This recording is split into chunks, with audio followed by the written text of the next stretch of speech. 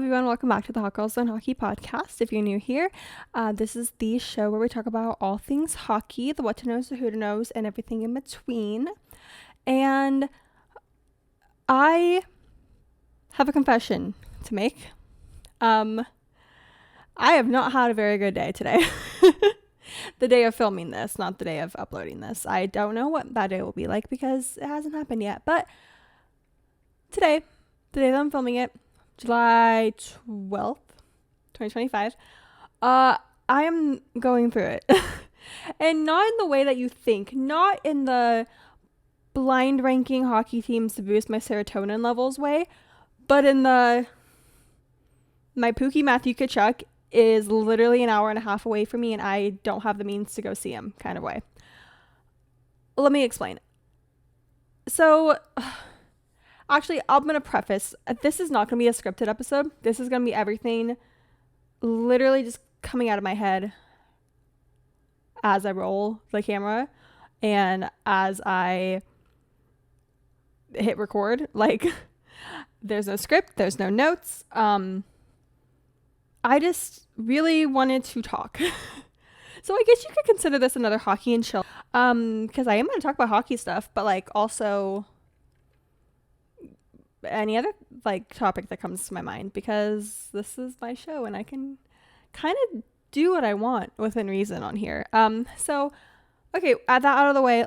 Matthew Tkachuk. Okay, so if you're unaware, where I currently reside is about an hour and a half away from Lake Tahoe, California / Nevada. The side of the lake that I'm talking about right now is Lake Tahoe, Nevada. And if you don't know, if you're unaware, every summer at the Edgewood Golf Course in South Lake Tahoe, there is a golf tournament. It's called the American Century Golf Tournament. I've been there once before, and it was at my old job. And I took like a bunch of kids there, and I got to meet Steph Curry and Justin Timberlake and a bunch of other cool like athletes and stuff. It's a celebrity golf tournament. It does athletes, TV personalities, movie stars, TV stars, etc., etc., etc. And usually every year I try to convince my boyfriend that we should go, in hopes that, honestly, and I'm being so real with you guys, in hopes that Niall Horan would be there one year, because if you don't know who Niall Horan is, he was a member of One Direction. Now he's currently a solo artist, but he's also a really big golfer. He's friends with Rory McIlroy, who is a really good, and actually, I think he won the Masters. Yeah, I think it's the guy that won the Masters. You can correct me if I'm wrong, but I'm pretty sure Rory McIlroy won Masters last year or this year, whatever. Regardless. And so I always think that he's going to be there, but he never is. But you know who is there? And I'm fairly positive he was there last year too. And I just, I wasn't really into hockey at that point, so I didn't know who he was when I looked at the roster of the players that were going to be there. Matthew Tkachuk, which I had a feeling he would be into golf, and I should have known with how much press he's gotten this past year or so with the whole Four Nations brawl. Him and his brother Brady were on the goddamn New Heights podcast with the Kelsey brothers, who were also there. I don't know if Taylor was there, but I know both the brothers were there, Travis and Jason. But and then also with the whole winning the Stanley Cup back-to-back, like, he's a hot commodity, he's a hot ticket, he's a name on everyone's lips or mouth, whatever that phrase is. And I should have just known. I should have known that he would have been there. And so picture this. You're me, and you're already having a really rough day at work, and then you're not even 2 hours into your shift yet. And you get a text from one of your girlfriends, and she says, "Hey, Matthew Tkachuk is here at this golf tournament thing." And then she sends you a picture of him and a video that she took.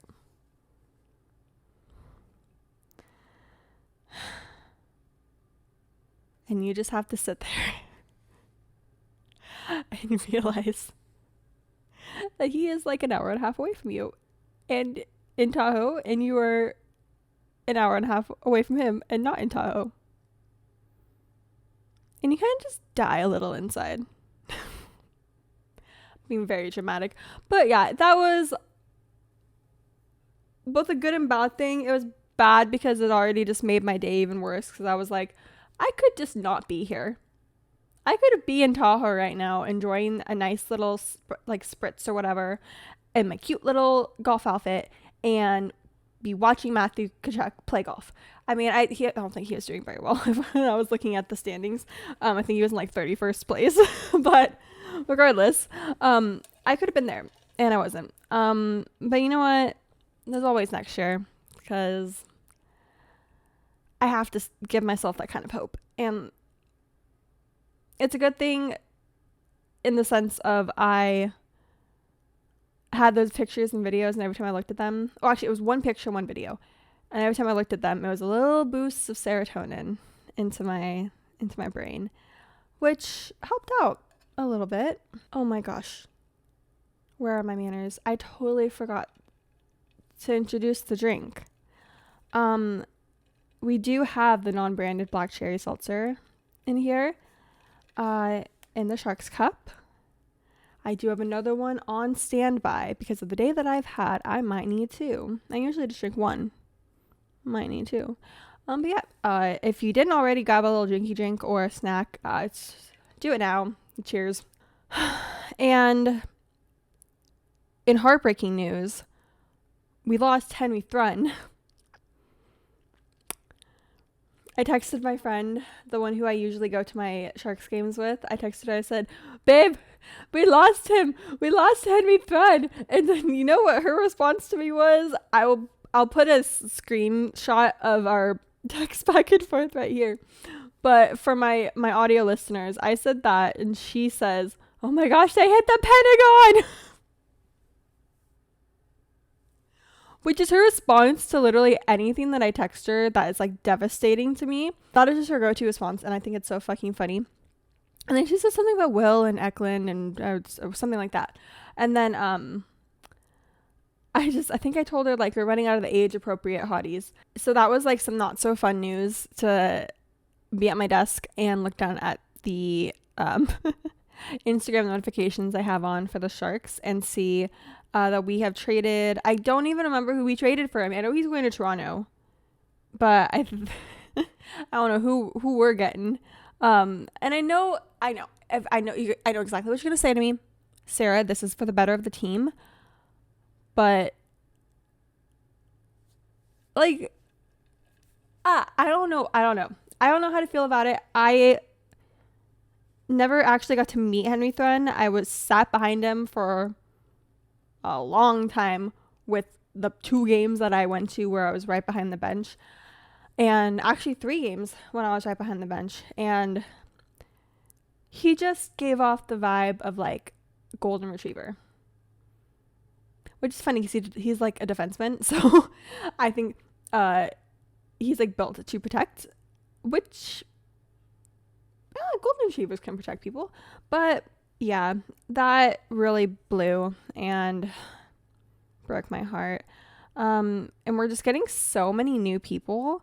And I had heard through the grapevine that the Sharks were looking to get another defenseman in a trade with one of them. And there was a bunch of there was like a list of everyone. And I was like, please don't be Mario. Please don't be Henry. I would not know how to function. And I didn't. I think I screamed. I said, no! And then had to go back to work because I literally had so much to do. I couldn't even process it. But yeah, I don't even really know who the hell is on my team anymore except for Will Smith, Macklin Celebrini, and Mario's on there, Wenberg, Woldgren. We signed William Eklund to a 3-year contract, so 3 more years of Ecky. Love it. Love that man. And then we just got like obviously our new draft picks, our little children, Michael Misa, Simon Wang. I think his name's Rottenberg. He's our new goalie, or goalie draft pick. I don't know if he is going to be a goalie for the regular season. And that's the thing that I didn't really realize with these draft picks is like a lot of them, they will choose to go back to school and they'll come back once they like graduated college and stuff, and they'll play hockey in college. Like they'll play for their college team or in the some kind of league, or even they'll just go back to like the OHL, the AHL, and they'll play, and then they'll also be brought up to the regular roster, or they'll just go to the regular roster, like, which is very interesting. I did not know that. And I don't know if that's the same thing with all the other sports, like with their drafts, like NBA, NFL, MLB, etc. But at least I found out that's the thing for the NHL. So that was very interesting to learn. Also, on the topic of learning, I stumbled across this girl's TikTok, and oh my gosh, I don't remember her at. And I think I liked it. If I liked it, I'll put a screenshot of it right here for my video watchers. But she basically is also in the same boat as me, where she started watching hockey this past season. This was her first season watching hockey. And she went over 5 things that she still didn't quite understand when it came to hockey. And I thought that is such a fun idea. So instead of making a TikTok of it, I'm just going to put this in the podcast, and if any of y'all know the answers to it, put it in the comments below on YouTube or message me on TikTok or Instagram. But these are 5 things that I still don't really understand or have like a grasp of when it comes to ice hockey. Number 1 is offsides. I know you're not supposed to go offside, but if you can dumb it down for me in terms that I would understand, that'd be greatly appreciated, so I could, have a better grasp on that concept and that term. Number 2, why exactly when I say we, I mean like teams, why they do, what's the correct way to phrase this? Why they do icing, why they commit an icing penalty. Like, I can get it sometimes if it's just like, a strategy if you're switching out your men from that are on the ice with the men on the bench. But other than that, if you're not doing anything, I really don't get it. If someone can explain it to me. Number 3, what exactly would get you kicked out of a face-off? By this, I mean, if you're ever watching them start a play or even just start like a period, then you'll see 2 guys in the middle of the 2 centers, and they'll be in the face-off, and they're waiting for the puck drop, but then something will happen, and then the ref will just kick them out. Like, I don't know. So, like, what exactly would constitute a player getting kicked out of the face-off? Is it just they're going for the puck too early? Is it just the ref doesn't like them? I don't know. So that's the 3rd thing. 4th thing is kind of not related to like a regular season, but related to teams who win the Stanley Cup. Especially because if you didn't know, I think I mentioned it, the Panthers, they like cracked the actual cup part of the Stanley Cup trophy in whatever one of their festivities that they were having. So it's like, how do you fix that? And also, who pays for that? Does the team pay for it? Does the player who had it in its vicinities, like, and when it got cracked, do they pay for it? Does the NHL I don't know. Who pays for it? How does it get fixed? And how many times has it had to get fixed is also a really interesting question that I have. And I guess my 5th and final thing that it's like I kind of get an understanding of it, but I also have questions about it, is like the benefits of a line brawl, or benefits of, if it's a period and one team's really lacking against the other, and some of the veteran players, they just start picking fights with the other team to get put in, and thrown into the penalty box. Like, what is the purpose of that? Is it to boost morale? That's what I think, is to boost morale and get like a little bit of fire in the team and all the younger guys. But if there's like an actual reason or like an actual strategy of why some players will use a line brawl if they're down, I would love to know. I know that they did this, they as in the Sharks, in a game against the Nashville Predators last season, where like Wenberg, Goodrow, and somebody else, they all just like got into fights. It might have been Liljegren. They just all got into fights. Or was it Tyler Toffoli? I can't remember. But the 3 players got into fights on the Sharks with 3 players from the Predators, and they all ended up in the fucking penalty box. And it was like great. I was like, what is going on? I was a little confused, but then I was like, oh, it's a line brawl. But why? You know, I've never seen a line brawl in real life. Hopefully I can see one this next season. That would be very, very fun. I'm also hoping that I can see Matthew Tkachuk up close again. And I'm hoping that my boyfriend can see a fight, because he didn't get to see a fight this last game that he went to. Just because it's the last game of the season. I think everyone was just like fucking over it. Those are my goals for next season. My goals for next season: see Matthew Tkachuk again. Have my boyfriend see a fight at a game. Also really want to see a shutout. I think that would be so cute and fun to see a shutout. Could be possible.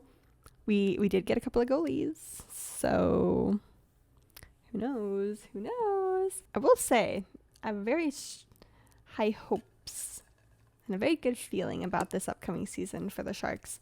Maybe it's because I know I'm going to be able to see a lot more games or something along those lines, or we're just rebuilding the team, and I just think that there's a lot of really good talent that's already on the team and is coming to the team.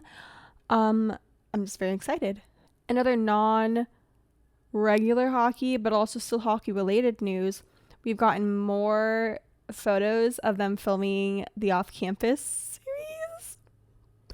Like, it's photos of the fake Briar University campus, as well as a Jumbotron in an ice rink that says Briar University Hawks, which were the Hawks. Did they ever mention having a mascot in the series? I know the colors for the team were like black and silver, but I don't remember them being the Briar Hawks.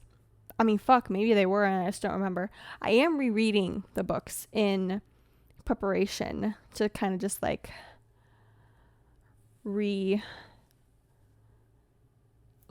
what's it called? Not regroup, but like just like remember exactly everything that happened. I just reread the score, and oh my god, I forgot how emotional that book is. It made me cry. I was reading it at like night in bed. I have a little reading light for anyone worried about my eyes. But I was just reading it, tears streaming down my face. I'm just like, which if you know, you know. Like, it's just, I'm so nervous on how they're going to present that storyline in the show. I am very excited for the man that they chose to play Dean. I mean, he is Dean.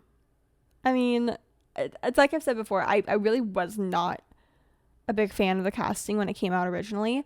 But the more that I see them preparing for their roles and just see them like in their elements for their characters, like for Garrett, for Dean, for Logan, and for Tucker, the more of them just like, okay, something's cooking.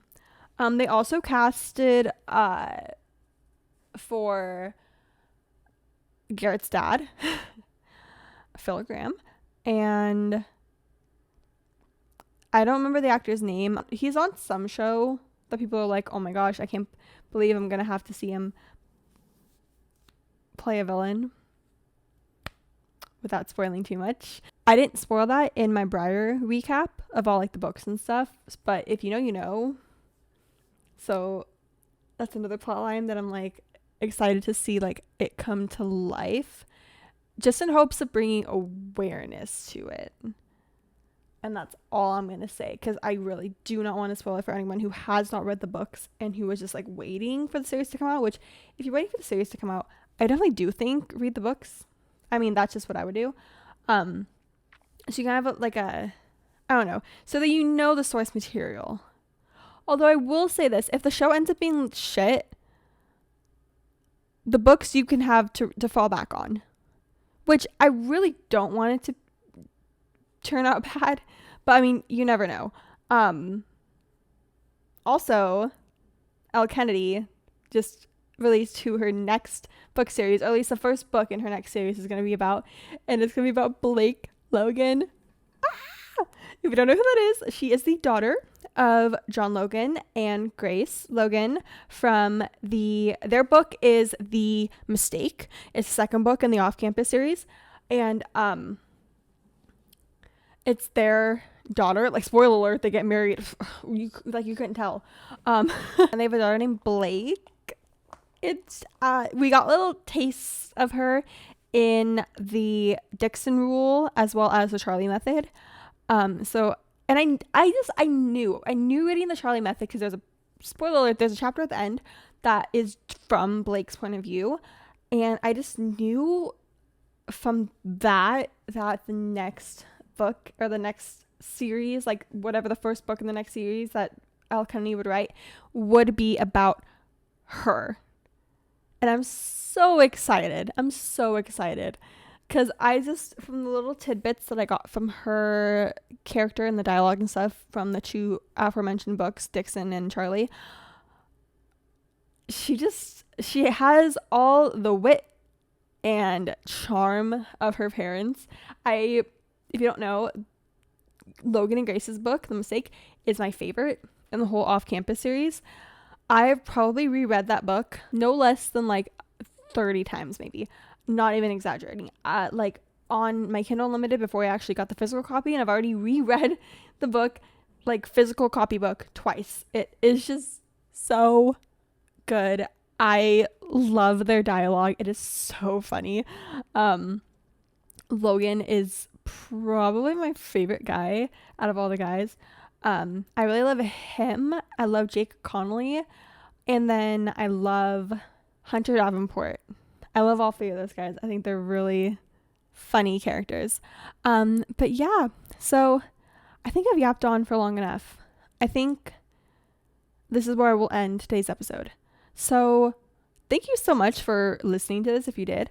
It wasn't a hard-hitting expose on a hockey player or a whole team's history, but sometimes it's nice just to sit and talk. And I hope that, you know, you put this on while you're cleaning, or just have me on as background noise while you're cooking. Just to feel like you have a friend there with you. Because I know that I do that with podcasts, so I hope that maybe you can do that with this one. But yeah, so if you're watching this on YouTube, please make sure to like, comment, and subscribe to the channel. It does help out a lot. If you're listening to this on Spotify, please make sure to give the show a good rating.